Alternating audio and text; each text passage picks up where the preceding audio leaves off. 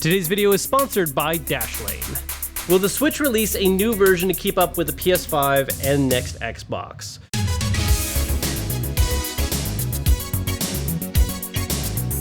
So along with the Switch Lite coming out this year, there's been a really long time theory that Nintendo is working on an additional console of some sort, most likely a Switch Pro to come out next year. Now, whether or not that's designed to actually directly compete with PS5 and Xbox Project Scarlett is a little unclear, and I honestly don't think Nintendo's looking to try and go toe-to-toe with those necessarily. That hasn't been their MO for a while now, and for really a long time, Nintendo wasn't getting the same kind of third-party titles that Xbox and PlayStation were getting. Now, that has changed with the Switch, and as we can see, though, there's been a heavier focus on the more kind of stylized indie games that make sense on a handheld, and they're trying to push some of the more intensive things. After all, we are getting Witcher 3 on the Switch, but it's definitely not running in the same way that people were used to seeing on an Xbox or a PC.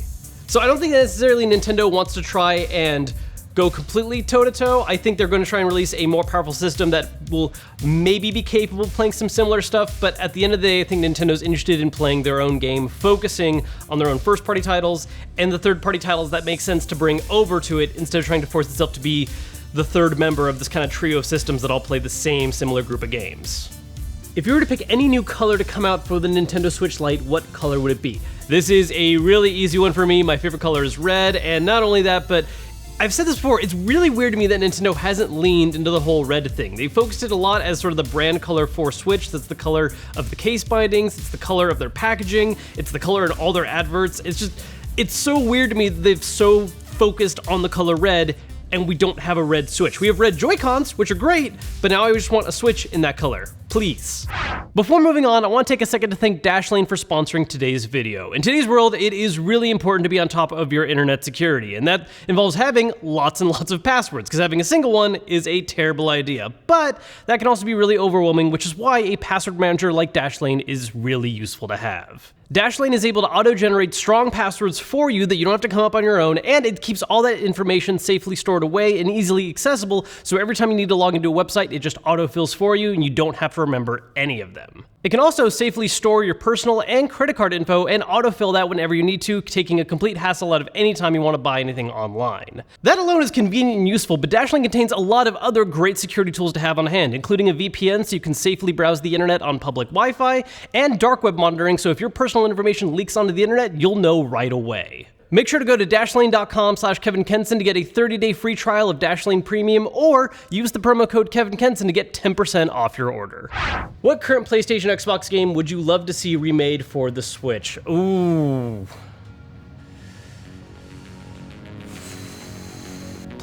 PlayStation Xbox game I want to see on the Switch. Because the thing is, when I think about games I want on the Switch, I want to be kind of realistic about it. I don't want to just be like, yeah, I'd love Gears 5 on it. That just doesn't make sense. It's not going to run that way unless it's like cloud streaming. An actual game that like would make sense on the Switch and feel at home.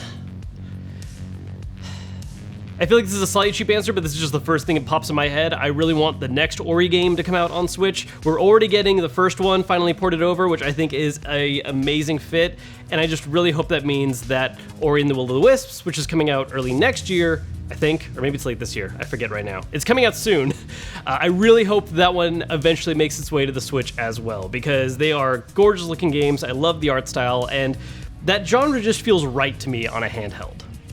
Would you rather we get a Switch Pro or a dock enhancement that makes your Switch more powerful while docked? So this is a theory I've talked about before about what form the Switch Pro is going to take. I've talked about the idea of it being just a new, more powerful Switch, the idea of it actually being a permanently docked Switch, and then there's the idea that it's not a Switch at all, but instead a dock that acts as an external GPU that boosts the power of the regular Switch. And if I had my choice of any of those methods, I think I really like the idea of the dock solution, because I mean, look, for me personally, if it's just buying a brand new Switch, yeah, that's cool and fine. But for most people out there, the idea of having to buy a whole new system all over again because you want the better graphics, it's a little annoying. So if there's an option out there where it's a external dock that just takes the Switch you already own, that you've already been using, that you already love, and giving you a way to get better graphics while it's docked, that seems like the best route to me. That's an awesome idea, and assuming that's the path Nintendo goes, that's beautiful. I really doubt it though. If you could have a new Megaman game or a new Metroid game and had the OK button and was in the position of power to choose what gets made, what would your decision be, Megaman or Metroid? Well, thankfully, I don't actually have to make this choice, kind of, because both of those are happening right now, as far as we know. Metroid Prime 4 is in the works. As for when it's actually coming out, I don't know. It's been something they kind of just talked about a lot and keep pushing back, but it is coming eventually. True, it's not necessarily a traditional Metroid-style game, but I love the Prime series, so I'm all for that. And Megaman, while we don't have anything official there, they have been laying down so many hints that we're going to get a new Mega Man X game in the style of how they did Mega Man 11, where you're going to get a new title that's a classic-style game, but this time for Mega Man X, which is awesome because I grew up playing those games a lot more than traditional Mega Man. That being said, I guess I am kind of avoiding the question. If I did have that power and had to pick, probably Mega Man. I really love Metroid, and Metroid is great, and I think there's some specific installments in its history that are amazing games, but as an overall franchise and something that I've just sunk so much more time into personally, I love Mega Man. It's a part of my childhood. Can you do a review on the Switch Lite flip cover? And could you show a size comparison to the PS Vita since that handheld was a great portable size? I really want to do a review of the flip cover, or at least have it in some kind of accessory guide once I can get my hands on it, but I can't yet because it's not coming out in the US. I'm looking into getting one imported because right now it's only in Japan, UK, and Australia. And I'm actually not even sure if it's really come out yet, but it's slated to be released in those territories. I really like the idea of this though, because there's cases being made for the Switch Lite, but they're all more traditional, larger cases to carry games and everything else, which is still really good to have, but I love the idea of just a very low profile, small protective case so I can put my Switch Lite in a bag and not have to think about it.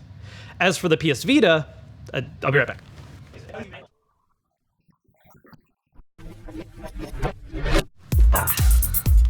Switch Lite, PS Vita, side by side. So the Vita is a little bit smaller. This Switch is upside down, isn't it? Sure is. Switch Lite, PS Vita. So as you can see, they are similar-ish. I mean, they're closer in size than the original Nintendo Switch is to the PS Vita, but the Switch Lite is a little bit bigger. It's a little taller, a little wider, and the screen's a bit bigger as well. But they're a lot closer than it was previously. Do you think gaming phones like the new ROG Phone 2 will replace portable handheld gaming consoles? This is a very popular and very long time question, because this is something that people have been clamoring out for a long time for the past few years as iPhones started getting more popular and now we have actual gaming dedicated cell phones. It's weird, because I think people were more convinced that was the immediate future until the Switch happened, and that really derailed a lot of that momentum. People were like, oh yeah, dedicated handheld gaming is fun. And that didn't stop people from still playing mobile games, it just kind of brought life back to the dedicated gaming handheld. And the question is that a thing that's gonna keep on going, or is it just kind of staving off the inevitable of phones taking over? And kinda yeah. Look, I think there is going to be an eventual future where there's just going to be less devices out there in general. A lot more companies are going to focus more on services, and there's just going to be so many popular devices that end up doing basically everything. How soon that future is, no idea. 10 years, 20 years, I don't know. But that's something that is eventually going to happen. I don't think it's happening like this next generation or anything though. The Switch has definitely proven there's still a market out there that's really interested in this concept, and until the lines get blurred more heavily, it's going to put up a fight. Can you play the Switch Lite in sunlight? I have. I mean, obviously, there's always going to be some angles where if you just have direct, super bright sunlight on it, it's not optimal, but I've played it out during the day and had zero problems. It feels very much like the same experience as a regular Switch, except again, smaller, all the kind of main changes of the light. But as far as brightness issues go, playing it in direct sunlight or anything like that, it's fine. Top 3 best games ever. Okay, so I'm gonna give the same disclaimer I give every time I'm asked this question. I am horrible at trying to give objective answers to this. I'm not gonna tell you like, oh yeah, you know, based on their influence and gameplay and blah, blah, blah, these are the 3 best things ever met. I don't know.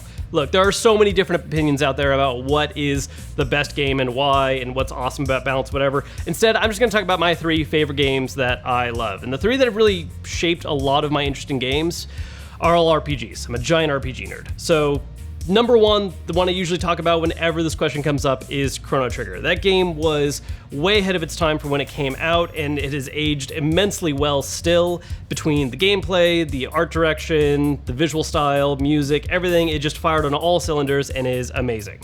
After that, how I rank them kind of varies a little bit, and I change my mind a lot, but right now, I'd say 2 is probably Elder Scrolls 3 Morrowind. A lot of people know Skyrim, and they've kind of learned about the other games afterwards, and it was still big for its time. It's just Skyrim was the game that really blew up for the thing.